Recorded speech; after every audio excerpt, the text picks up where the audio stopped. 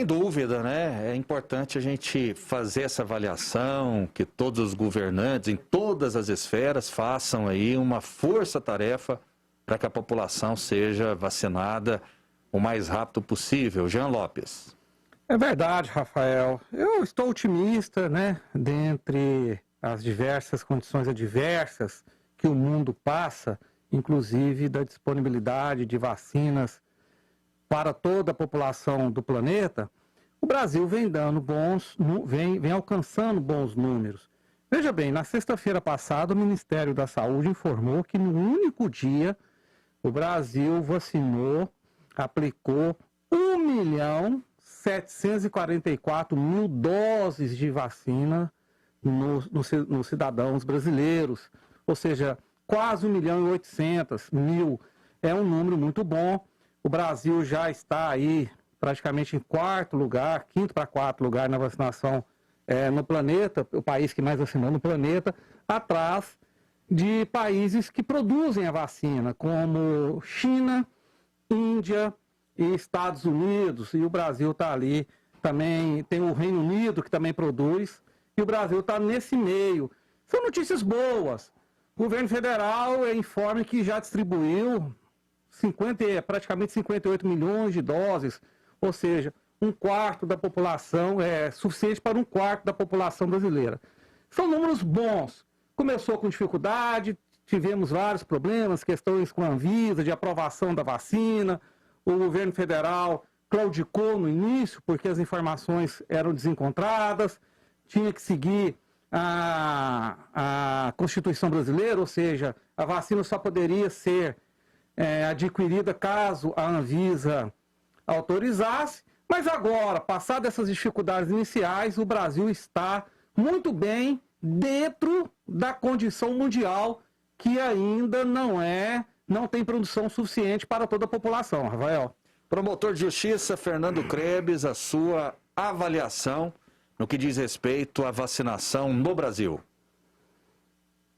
Ela não vai bem, não. Eu discordo, Jean, porque a previsão era imunizar todos os grupos prioritários, que não são apenas as pessoas acima de 60 anos, mas também aquelas que têm comorbidades, até maio. Essa previsão agora pelo Ministério da Saúde foi adiada para setembro.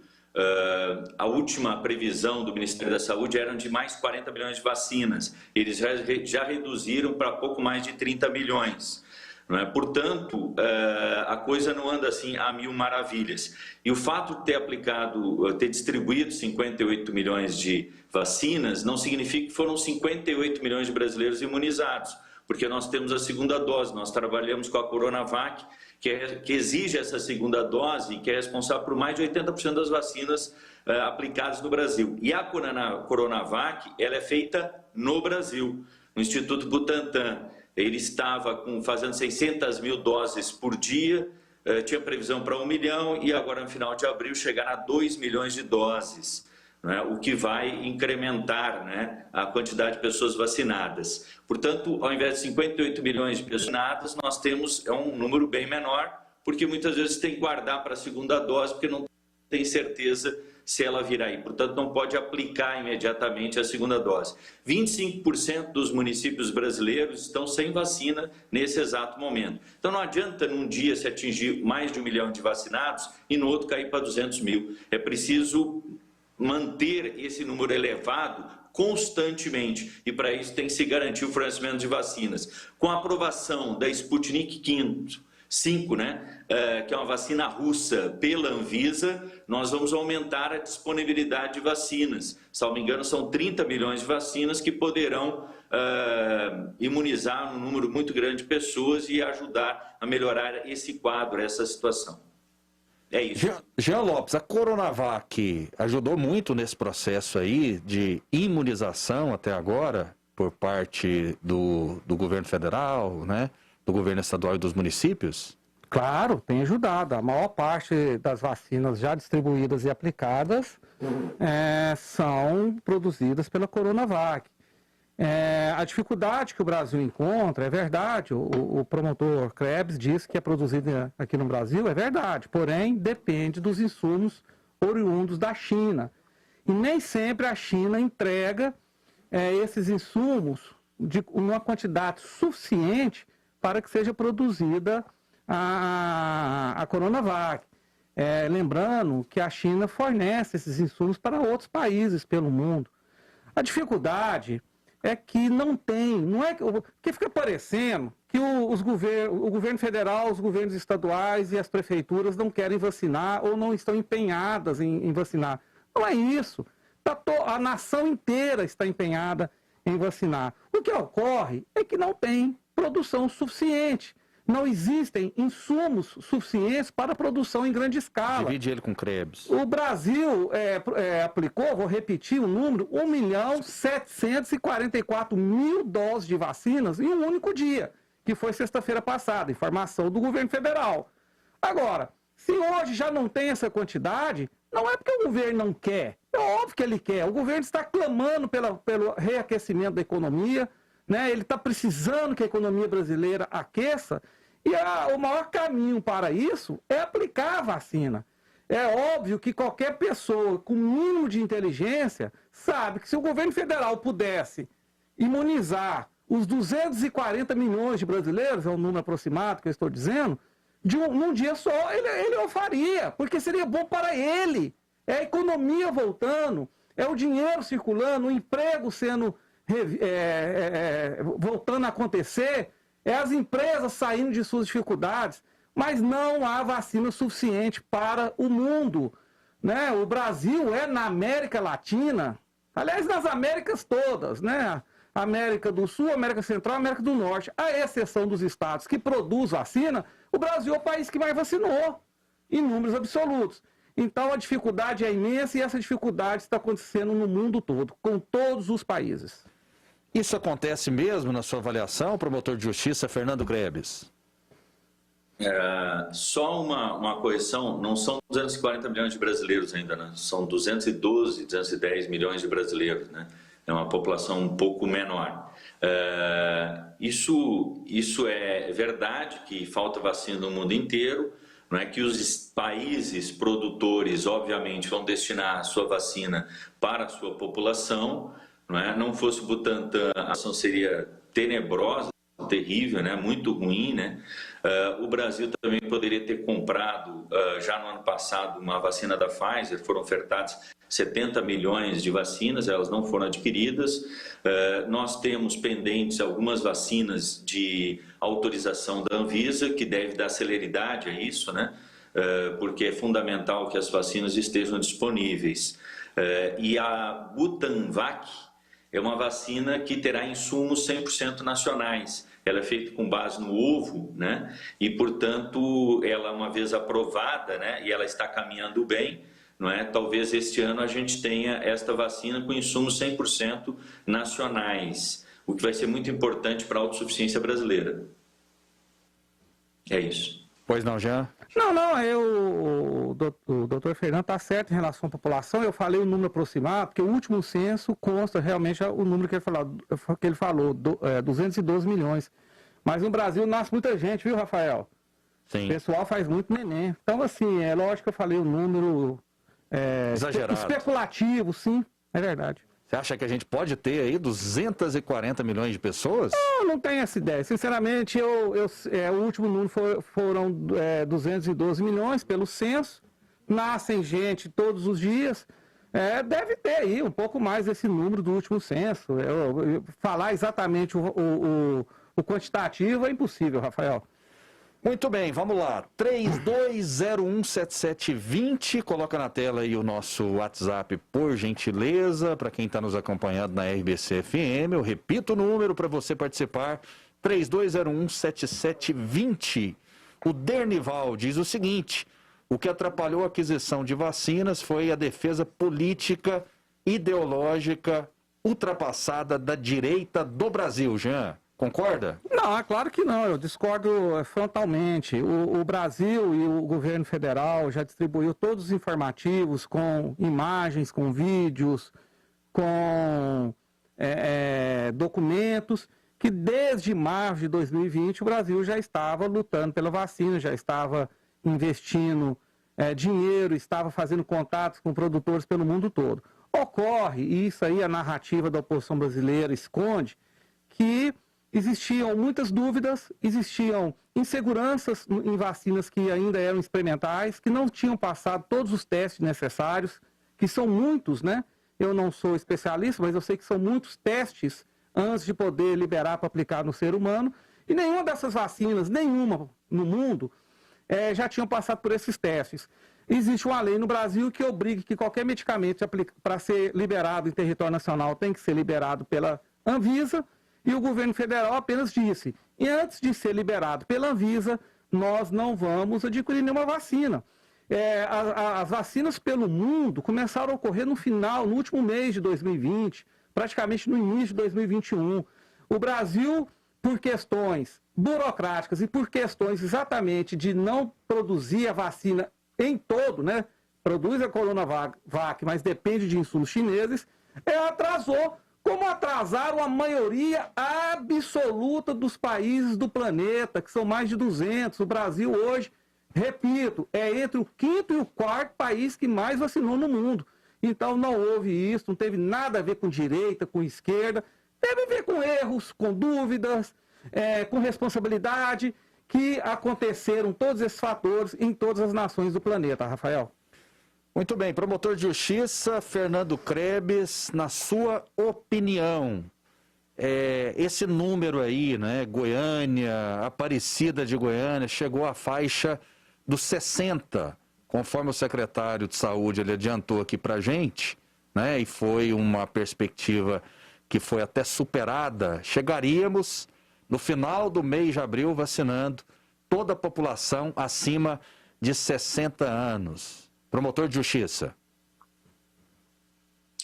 Só para responder o telespectador, né, que ele, para mim, ele tem toda a razão, né? Houve uma negação por parte do governo federal, especialmente por parte do presidente da República, primeiro da gravidade da pandemia, segundo da sua extensão, né, e terceiro da importância da própria vacina. O resultado é que houve oferta da vacina da Pfizer, 70 milhões de unidades, e o Brasil poderia, se tivesse interesse, ter adquirido essa vacina e não fez. Além do mais, quando uma agência equivalente à Anvisa, na Europa ou nos Estados Unidos, ela autoriza uma vacina, nós poderíamos pegar esta autorização e homologá-la pela Anvisa, dando celeridade se de fato nós quiséssemos vacinar com a devida celeridade. A questão dos números aí, Goiânia está vacinando 61 anos, não chegou ainda aos 60. Depois de chegar aos 60, tem uma série de grupos prioritários. Esses grupos prioritários estão com previsão de concluí-los só em setembro, o que vai ser muito ruim, porque aí nós corremos o risco de não conseguir vacinar a população adulta no Brasil sequer este ano. E quanto mais tarde isso ocorrer, pior para a gente. A gente tem que apostar na vacina do Instituto Butantan e também na capacidade produtiva deles. Ora, 2 milhões de doses por dia vai nos permitir, a partir desse momento, produzirmos 60 milhões de doses por mês, ou seja, são 30 milhões de imunizados por mês. Aí sim nós daríamos um salto de qualidade. Nós temos também a vacina da Fiocruz, não é, que é uma instituição federal, não é, que é a AstraZeneca, né, se eu não me engano. Só que ela tem uma capacidade produtiva menor. E, infelizmente, nós só temos esses dois institutos produzindo vacinas para humanos. No Brasil, lamentavelmente, existem mais indústrias de vacinas para gado do que para seres humanos. Nós estamos ficando atrasados em matéria de desenvolvimento científico e desenvolvimento tecnológico, né? Inclusive, teremos aí cortes aí, nesse setor da educação, setor de ciência e tecnologia. Nós tivemos corte no orçamento, não teremos o censo esse ano, não saberemos, portanto, qual que é a população brasileira. Tivemos também, na defesa do meio ambiente, foram 240 milhões de reais, corte que se deu exatamente um dia depois que o presidente da República, na reunião do clima, se comprometeu a dobrar a quantidade de recursos investidos na fiscalização ambiental. É o Brasil na contramão do mundo, né? É o Brasil destruindo o meio ambiente, não priorizando o meio ambiente, o Brasil que não priorizou a vacina e que agora está tendo que correr atrás. É o Brasil que só tem 2 indústrias de vacinas humanas e que agora está pagando o preço de comprar tudo da China. Respondendo, voltando ao telespectador que mandou mensagem, Rafael, eu vou perguntar, vou devolver uma pergunta para ele. É claro que é uma pergunta retórica. Lá na Argentina, as pessoas estão morrendo e lá se vacinou muito pouco. É porque lá o governo é socialista, de esquerda? É uma pergunta. Na Venezuela, onde se vacinou muito pouco e as pessoas estão morrendo, está acontecendo porque o presidente lá é um socialista, um comunista? Em Cuba, a mesma situação? Na França, a mesma situação? E eu poderia ficar aqui o resto do jornal falando de países em que os governos são de esquerda, alguns socialistas, outros comunistas, e que vacinou. Esses países vacinaram muito menos que o Brasil, mas muito menos, não dá nem para comparar. Então, essa questão de politizar uma situação como a vacina é só retórica, é só narrativa oportunista que a esquerda brasileira, que a oposição brasileira usa. Parece que cada número alcançado pelo governo federal ou pelos governos estaduais e municípios em relação à vacinação do povo brasileiro é uma dor na alma dessa gente que quer ver, que torce para que se vacine menos, para que se morra mais, para eles usarem suas narrativas hipócritas, suas narrativas falsas. O governo federal vem lutando para vacinar o Brasil, já prometeu que até o final do ano obterá 562 milhões de doses de vacina e está lutando por isso. Agora as dificuldades são imensas. O Brasil é um país, é o quinto maior país do planeta em termos territorial. Né? População esparramada por todos os estados, muitos com uma condição estrutural e financeira muito acima dos outros. Né? A gente tem São Paulo, que é um estado rico e que é o estado que mais morreu gente no Brasil, e temos estados pobres, como no Nordeste e no Norte. A situação é muito difícil, mas a esquerda, a oposição, está usando isso para poder já fazer política e fazer campanha para 2022, Rafael. Pois não, promotor? Eu não acho que seja de bom tom a gente agredir o telespectador, né? Eu acho que o melhor é argumentar com o telespectador ao invés de agredir. E eu queria fazer alguns reparos, pelo menos do meu ponto de vista. Ter um governo de esquerda, de um partido de esquerda, não significa que o país seja socialista. Não é? A Argentina é um país com sistema, um modo de produção capitalista, tal qual a França. Aliás, o governo francês, sequer de esquerda ele é, quando muito de centro-esquerda, né? Ele não é um governo socialista, o da França. A França já teve vários governos socialistas, mas o atual não é socialista. Na Venezuela, não é?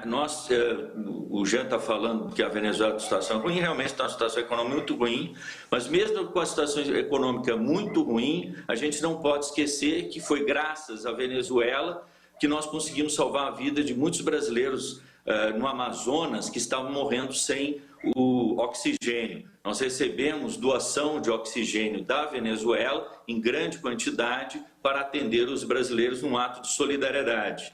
Lembrando também que foi justamente com a Venezuela o primeiro país que o governo federal cortou, não é relações propriamente, ele cortou a entrada e fechou as fronteiras. O primeiro país que fechou as fronteiras quando surgiu a pandemia foi a Venezuela. E a Venezuela, na época, não era epicentro de contaminação. E deveria ter fechado as fronteiras com a Europa, porque a pandemia estava vindo da Europa, não o fez. Demorou, acabou permitindo que esse vírus se espalhasse no Brasil justamente por não fechar as fronteiras. O resultado é que hoje o Brasil tem números alarmantes que para a comunidade internacional, não só a OMS e os países que integram a ONU, e o resultado disso é que nós hoje só podemos, o brasileiro, viajar para 8 países, eles o Afeganistão e Toga. Né? O resto dos países não admite que brasileiros ingressem no seu território. Não é? Então, nós estamos vivendo uma situação de isolamento sanitário, porque aqui a coisa se agravou. Então, não dá para tapar o sol com a peneira, né? Porque vai passar o raio de sol e a gente vai ver a luz. A luz é essa, a realidade é essa. A gente não pode minimizar a gravidade da pandemia, os seus efeitos perversos na economia, o aumento do desemprego, da pobreza, da miséria. Não é? E nós temos, sim, cobrar das nossas autoridades providências para enfrentar esta situação, não só da pandemia, mas também do desemprego, do aumento da miséria. Veja só, o preço do combustível, né? A gasolina está beirando aí R$6, não é? O etanol está mais de R$4. Não é? Eu fui comprar, eu vou fazer supermercado regularmente, não é? Eu fui comprar arroz, está R$25 o saco de 5 quilos. A carne está um absurdo. Não é? A arroba do boi está mais de R$300. Quer dizer, tudo subiu no supermercado. Só a inflação oficial é que não registra o aumento dos preços nos supermercados. Isso tudo é aumento do custo de vida de toda a população, é desvalorização do valor da nossa moeda. Inclusive o ministro Guedes falou que, olha, o dólar é muita bobagem. Prova de que fizeram muita bobagem é que está muito mais do que R$5, está batendo na casa dos 5,70. A moeda brasileira nos últimos anos nunca valeu tão pouco e o resultado é a redução do nosso poder aquisitivo. Nós temos hoje uma economia basicamente exportadora, que exporta matéria-prima, que não industrializa essa matéria-prima e que vai gerar empregos lá na China, que compra a nossa soja, o nosso milho e a nossa carne. Vou dar o direito de resposta ao Jean Lopes e daqui a pouco eu preciso mudar de assunto. A gente vai falar da Câmara Municipal de Goiânia. Pois não, Jean? O promotor, né, usando, como sempre, a forma da esquerda brasileira agir, quis me jogar contra o ouvinte, o telespectador do Brasil Central, dizendo que eu agredi. Eu não fiz isso. Aqui a gente se debate como adultos e não como crianças, nem como usando as pessoas como pensando que as pessoas sejam burras ou idiotas, como a esquerda sempre fez nesse Brasil. Eu trato o meu ouvinte, o meu telespectador, de forma adulta, de igual para igual. E da mesma forma que ele fez uma pergunta, eu respondi para ele com todo o respeito. Agora, agredir mesmo, quem faz é o promotor, que agride a inteligência de todo mundo, ao dizer esse tanto de... eu não vou usar o termo que eu queria usar para não ofender, mas esse tanto de comentários que não são pertinentes. Por exemplo, dizer que a Venezuela ajudou a Amazônia. O povo da Venezuela está indo lá na Amazônia para comer. O povo brasileiro está... O povo brasileiro... Não entregou oxigênio. Agora eu ouvi o senhor, agora eu acho que é minha vez de falar. O povo brasileiro, Amazonas, aqueles Rondônia, aqueles países que fazem fronteira com a Venezuela, está recebendo, são centenas, são dezenas de milhares de venezuelanos que não têm comida, que não têm roupa para vestir, que se tornaram indigentes e até mesmo mendigos no território brasileiro, e o Brasil está cuidando desse povo. Inclusive aqui em Goiás tem gente que veio de lá e está sendo cuidado por nós brasileiros. Outra coisa, o secretário do Estado do Amazonas já reconheceu que o erro da falta de oxigênio foi do governador daquele estado.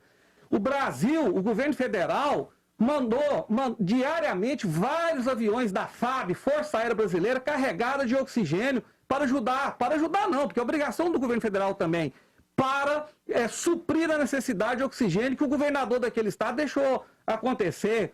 Pessoas particulares, eu vou citar um goiano aqui, que eu tenho muito orgulho dele, que é o Gustavo Lima, um cantor de música sertaneja, todo mundo aqui em Goiás conhece ele, fretou com seu dinheiro um avião e encheu de tubo de oxigênio e mandou para lá. Tem nada a ver com o governo socialista comunista de Nicolás Maduro, que o que ele faz é só oprimir o judiar do seu povo. Outro detalhe é que essa situação de gasolina cara... Não, Jean. Peraí, mas você falou, eu ouvi. Você está uma versão que não existe. Você falou, eu ouvi, agora é minha vez. O governo da Venezuela não entregou oxigênio para o povo do Amazonas? Esta questão, foi isso que eu disse. É uma informação. Eu não estou falseando a verdade, nem informação. Não, você quis dizer que o povo da Venezuela é que supriu o estado de oxigênio e não é verdade. O Brasil que cuidou. E também querendo jogar areia no olho do telespectador. Porque você está dizendo que não houve, o fato houve. Você pode não gostar da Venezuela, que é um problema seu, mas você não pode revogar o fato. O fato aconteceu. Houve doação de oxigênio para o povo do Amazonas, que foi feito pela Venezuela. Ok. Rafael, eu não terminei minha fala porque o meu oponente não permite. Promotor, deixa eu passar a palavra. Seja mais moderado, Jean. Seja mais tolerante. Deixa eu passar a Aprenda palavra ouvir para o os Jean. outros, respeite a opinião alheia.